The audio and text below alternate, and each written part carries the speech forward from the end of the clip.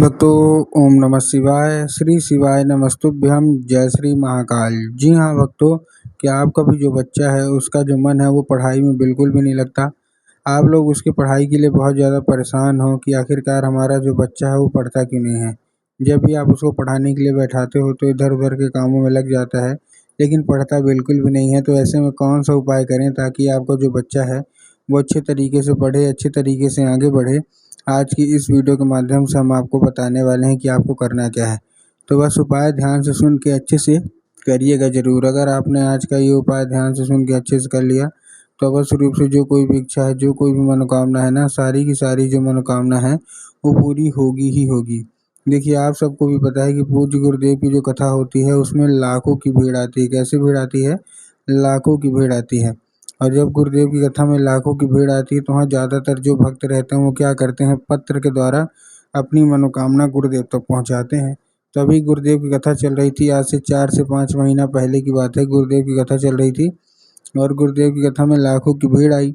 अब जब गुरुदेव की कथा में लाखों की भीड़ आई तो वहाँ ज़्यादातर क्या हुआ, जब ज़्यादातर वो मतलब वहाँ पत्र आए और पत्र के द्वारा लोगों ने क्या किया, ज़्यादातर वहाँ पत्र आए, पत्र के द्वारा लोगों के जब गुरुदेव ने पढ़ा तब गुरुदेव ने देखा कि बहुत सारे लोगों की क्या है ना, एक ही मनोकामना है। क्या मनोकामना है? कि गुरुदेव, हमारा जो बच्चा है उसका जो मन है वो पढ़ाई में नहीं लगता। हम लोग बहुत ज़्यादा परेशान हैं उसकी पढ़ाई के लिए। कृपया करके कोई उपाय बता दें ताकि हमारे बच्चे का जो मन है ना वो पढ़ाई में लगने लगे। हम लोग बहुत ज़्यादा परेशान हैं उसकी पढ़ाई के लिए कि हमारा जो बच्चा है पढ़े, लेकिन कोई ना कोई कारण, कोई ना कोई अड़चन आ रहा है जिसके कारण हमारा जो बच्चा है उसका जो मन है वो पढ़ाई में बिल्कुल भी नहीं लगता। कृपया करके कोई उपाय बता दें। हमने उसके पीछे क्या कुछ नहीं किया, बहुत अच्छी स्कूल में डाल के रखा है, बहुत अच्छा कोचिंग ट्यूशन दे रहे हैं, हर एक तरह की सुख सुविधा दे रहे हैं, लेकिन फिर भी हमारे बच्चे का जो मन है ना वो पढ़ाई में बिल्कुल भी नहीं लगता। कृपया करके कोई उपाय बता दें। अब जब गुरुदेव ने ये देखा तब गुरुदेव ने 2 से 3 उपाय बताए और कहा केवल और केवल ये उपाय कर लेना, तुम्हारा जो भी बच्चा है जिसका भी मन पढ़ाई में नहीं लगता, अवश्य रूप से उसका जो मन है ना वो पढ़ाई की ओर आकर्षित होगा ही होगा। अब जब गुरुदेव ने ये देखा तब गुरुदेव ने 2 से 3 उपाय बताए तो लोगों ने जा के इस उपाय को घर में करना शुरू कर दिया। अब जैसे ही लोगों ने जा के इस उपाय को घर में करना शुरू कर दिया, वही लोग गुरुदेव की कथा में मात्र 1 से 1.5 महीने बाद वापस आए। अब जब वही लोग गुरुदेव की कथा में वापस आए तो उन्होंने क्या किया, फिर से एक बार गुरुदेव को पत्र लिखा। लेकिन ये वाला जो पत्र था ये गुरुदेव को धन्यवाद के रूप में पत्र था कि गुरुदेव धन्य हो आपका, आपके द्वारा बताया गया उपाय हमने कर लिया है। हमारी सारी की सारी इच्छा, सारी की सारी मनोकामना पूरी हो गई है। हमारे घर का जो व्यक्ति था, ठीक है ना, जिसका मतलब जो हमारा बच्चा था, जिसका मन पढ़ाई में नहीं लगता था, उसका जो मन है ना अब वो बिना बोले बिना कुछ कहे पढ़ाई में लगने लगा है। आपका कोटि कोटि धन्यवाद। तो देखिए, जो लोग भी मेरी आवाज़ सुन रहे हैं ना, अगर आपको भी जानना है कि आखिर ऐसा कौन सा उपाय है जिसको करने मात्र से मनोकामना पूरी हो जाती है और जो बच्चे होते हैं वो मतलब करने लगते हैं पढ़ाई अपने आप, तो चलिए हम बताते हैं आपको आज की इस वीडियो के माध्यम से कि आपको करना क्या है। तो बस उपाय ध्यान से सुन के अच्छे से करिएगा ज़रूर, ठीक। लेकिन उससे पहले चैनल पर अगर पहली बार आए हैं और आवाज़ मेरी पहली बार सुन रहे हैं तो वीडियो कर दें लाइक और चैनल को भी कर लें सब्सक्राइब, ताकि पूजनीय पंडित प्रदीप जी मिश्रा के रोज़ नए नए उपाय जो कि मैं उनकी कथा से सुनता हूँ, श्रवण करता हूँ, सबसे पहले मैं आपको प्राप्त करा सकूँ, ठीक। तो देखिए, जो हमारा सबसे पहला उपाय है, इस उपाय में आपको करना क्या है। सबसे पहले इस उपाय में आपको लेना क्या है, सबसे पहले आपको इस उपाय में लेना है क्या, केवल और केवल 3 काली तिल और 1 धतूरा। अब देखिए, काली तिल और काली मिर्च में ना बहुत सारे लोग कंफ्यूज होते हैं कि काली मिर्च लेना है कि काली तिल लेना है। तब गुरुदेव ने साफ साफ बताया है कि आपको क्या लेना है, आपको लेना है काली तिल, ठीक। काली तिल और 1 धतूरा ले लिया। अब लेने के बाद आपको करना क्या है, जैसे आपने ले लिया, लेने के बाद आपको क्या करना है, पहुंच जाना अपने मतलब अपने बच्चे को दे दीजिए। देखिए, सबसे पहले तो बहुत सारे लोग काली तिल और काली मिर्च में कंफ्यूज भी होते हैं कि हमको काली तिल लेना है कि काली मिर्च। तब गुरुदेव ने साफ साफ बताया कि आपको क्या लेना है, आपको लेना है काली तिल, ठीक। ले लिया।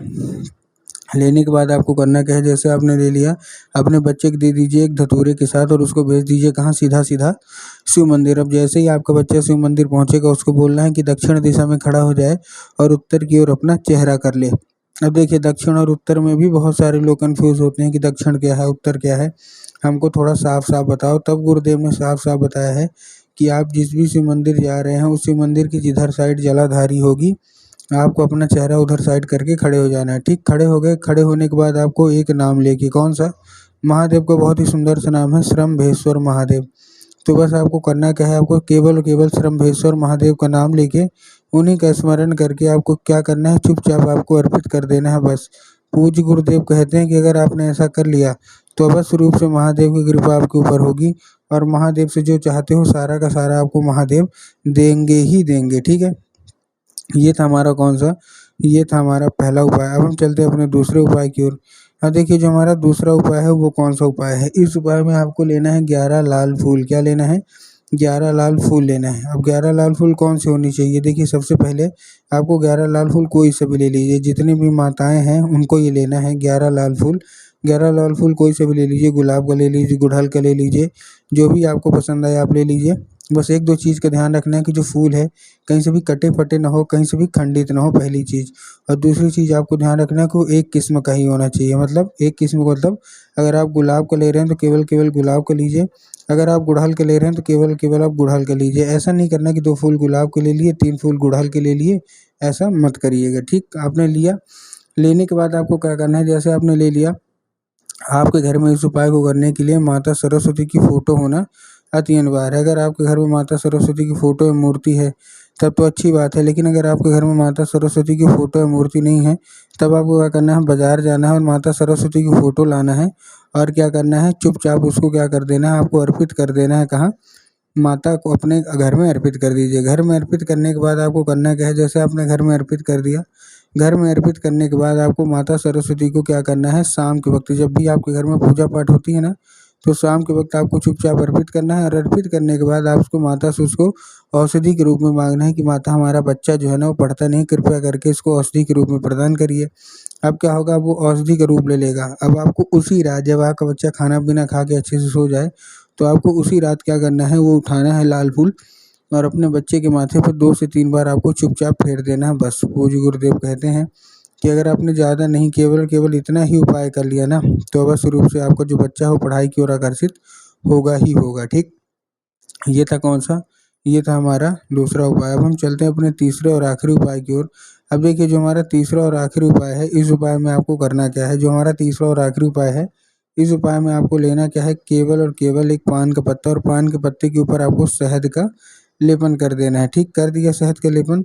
शहद का लेपन करने के बाद आपको क्या करना है, जैसे आपने शहद का लेपन किया, शहद का लेपन करने के बाद अपने बच्चे के हाथ में दे के उसको शिव मंदिर भेज दीजिए। अब आपके दिमाग में होगा कि जाएगा और बाबा भोलेनाथ के ऊपर अर्पित कर देगा, जो कि पूर्णतः गलत है। आपको बाबा भोलेनाथ के ऊपर अर्पित नहीं करवाना है, आपको कहाँ अर्पित करवाना है, माता शोक सुंदरी के ऊपर, जिनकी जगह कहाँ होती है, जलाधारी के बिल्कुल बीचों बीच। तो बस आपको वहाँ चुपचाप अर्पित करवा के मनोकामना मंगवा लीजिए। पूज्य गुरुदेव कहते हैं ज़्यादा से ज़्यादा 1 महीना या ज़्यादा से ज़्यादा 1.5 महीना है, इसके बीच आपकी सारी की सारी इच्छा मनोकामना पूरी होगी ही होगी।